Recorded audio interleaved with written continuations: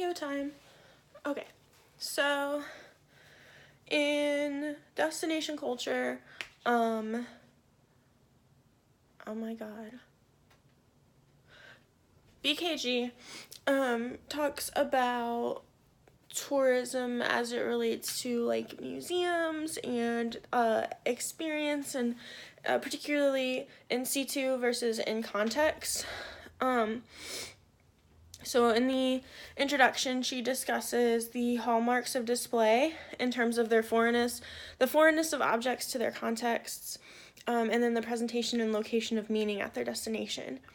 So this book exclusively deals with like agencies of display, in the way that it theorizes artifact and logic of exhibition using debates about death of museums, the rise of tourism, the construction of heritage, the limits of multiculturalism, the social efficiency of the arts, and circulation of value.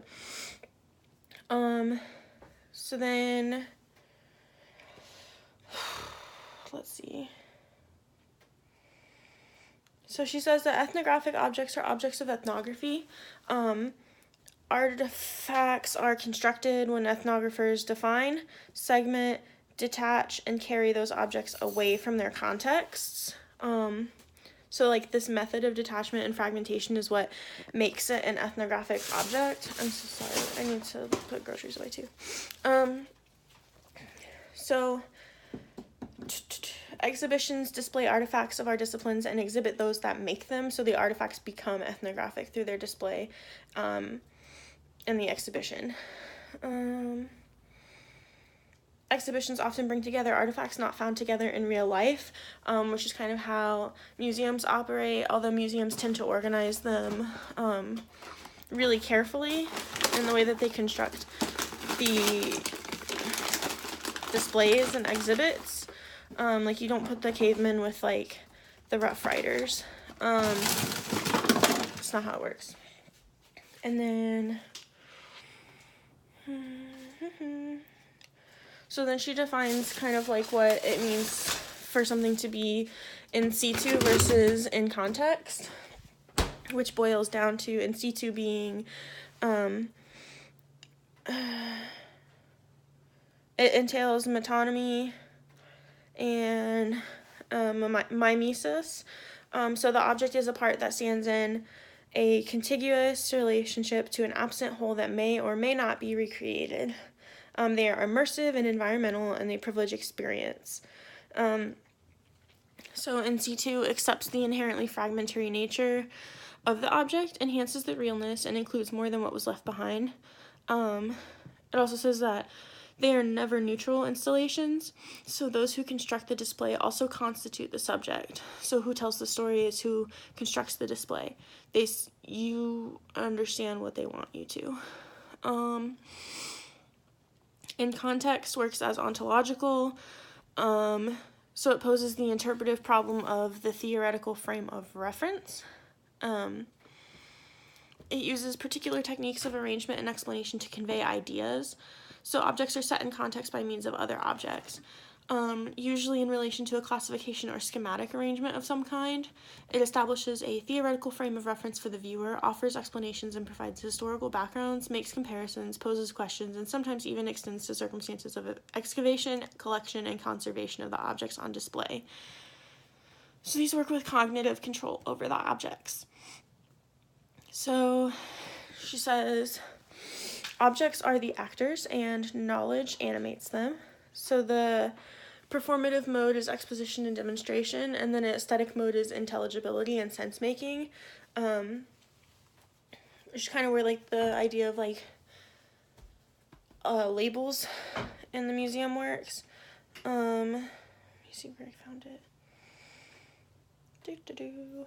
So like she says that the priority of objects over texts in museum settings was reversed during the second half of the 19th century, where curators were supposed to objectify texts and textualize objects, and this is kind of where like copies became just as good as the original because they were just for education purposes. Let's see.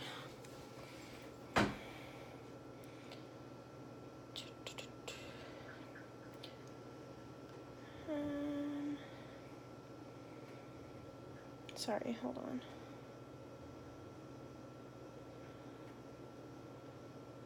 Okay. So I really want to focus on chapter 3, or part 2 of the book, when we talk about Destination Museum. In Destination Museum, she talks a lot about the Gatwick Airport theme park to start with, which allowed visitors to tour through the baggage, security, and emergency facilities, as well as a mock control tower, because, as she says, actual travel is no longer enough by itself. Most countries like to advertise themselves as the largest open-air museums because tourism kind of surpasses museums because it allows travelers to encounter art in its pre-museum state. You see it before it gets hidden behind cases and gets labeled, and you're not able to touch or engage with it anymore. She says that immersion in a world other than your own is a form of transport, whether traveling across the world, driving to a new town, or crossing the street. Then she kind of goes into the idea, that tourism needs destinations and museums are premier attractions. So blockbuster exhibitions are known as event tourism. She talks about panoramas as a mode of conveyance, good for displaying the results of actual experiences to those unable to obtain such experiences for real. Museums tend to reproduce the protocol of travel with museum passports to entice visitors to get the passport book stamped through as they visit the museum. And she says that museums need tourism to live.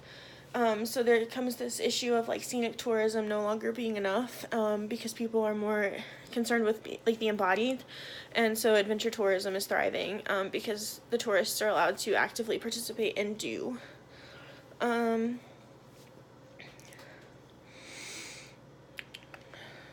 She talks about cultural precincts, which are designed to showcase the finest performers, art workers, and cultural heritage, and that heritage is the transvaluation of the obsolete, the mistaken, the dead, and the defunct.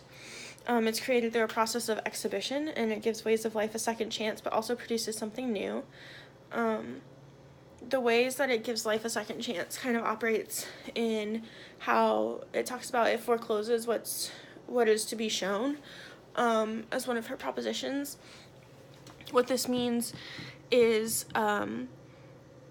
where something is no longer viable or sustainable, whether it's economically or whatever, heritage kind of creates a second life in a way for that culture to live on despite its original inviability, and in turn produces a more viable and sustainable option for that culture. But it also creates something new because the culture doesn't exist in the context anymore. It exists outside of the context for new ways of exploration. She says it adds value to existing assets that have ceased to be viable or were never economically productive in the first place, so they're value added. Hello. We talked about how heritage and tourism are collaborative industries. Heritage converts locations into destinations while tourism makes them economically viable and as exhibits of themselves. So in this part, we talk about landmarking and historic recreation and cultural conservation as instruments with a history, in the way that we recreate the way that things are supposed to be in the culture or heritage that we're reenacting, as well as conserving the way things were, which we talked about with like the concentration camp, where you keep locks of hair or you keep the shoes in the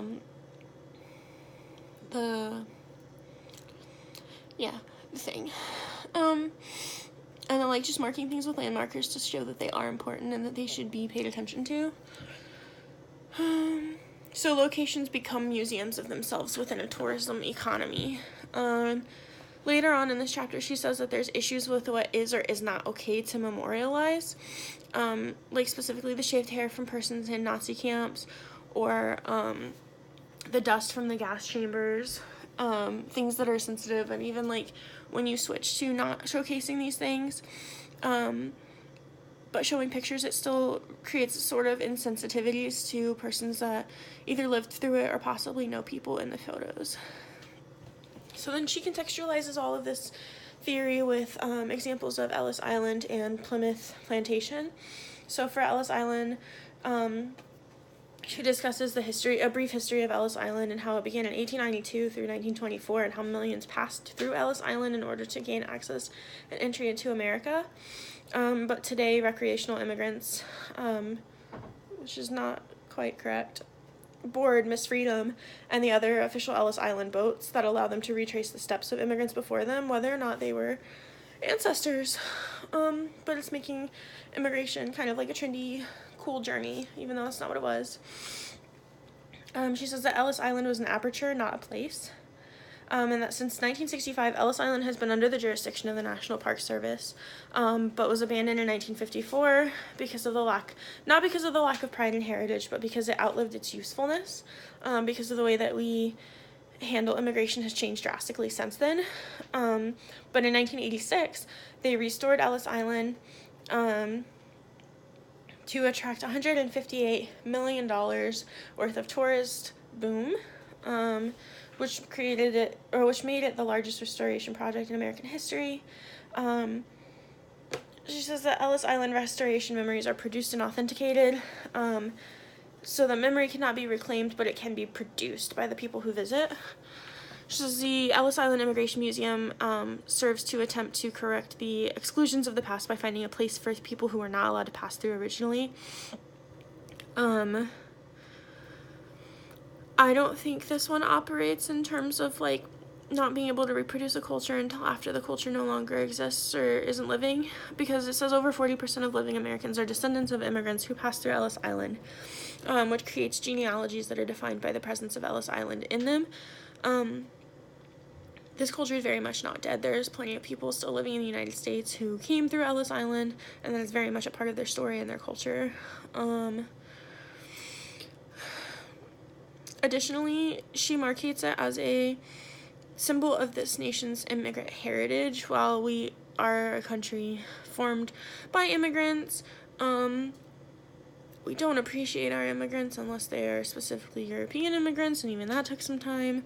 But also we glorify immigration through this, especially through the gift shop, which has products that reflect the heritage of those all over the world who passed through Ellis Island, including like the food court, which represents the melting pot of America, with the national flags, the costumes, the different foods, as well as like adding value through the use of American Express, which she explicitly states in the way that the tourists can use credit cards to inscribe their ancestors' names on a copper ribbon to leave a mark that they were there, and attach themselves to the immigrants that they were related to that came there.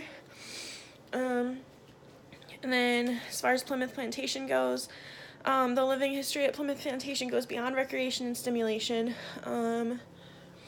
It's filled with historical buildings, landmark plaques, walking tours, museums of artifacts, and more. It serves to be the most recent interpretation of the Plymouth Rock and the Pilgrims, even though that's not what culture was like then, and it's still not the way that culture would be like, but regardless, it's a recreated village in response to a hole that was left after archaeologists excavated the Pilgrim settlement.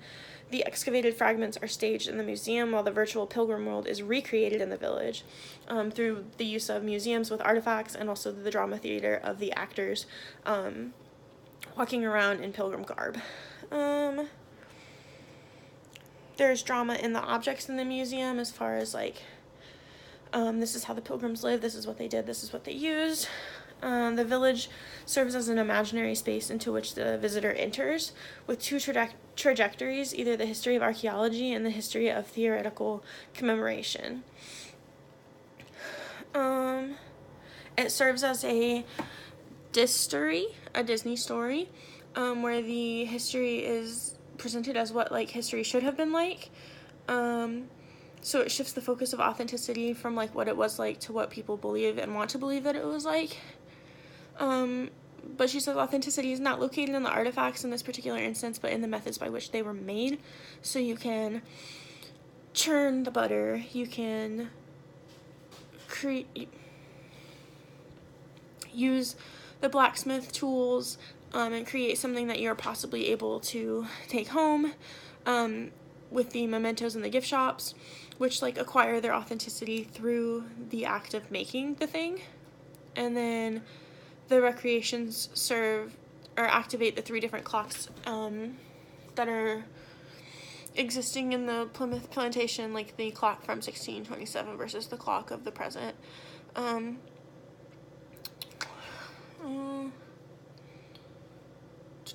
So while this is not maybe the actuality of Plymouth, it's not. It's the the reproducibility of it that matters. It's the fact that we can present the idea of what America is and not the actuality. And it's not meant to quench our desires for knowing what America is like, but it's meant to encourage it and to keep us interested and engaged. That's what I have.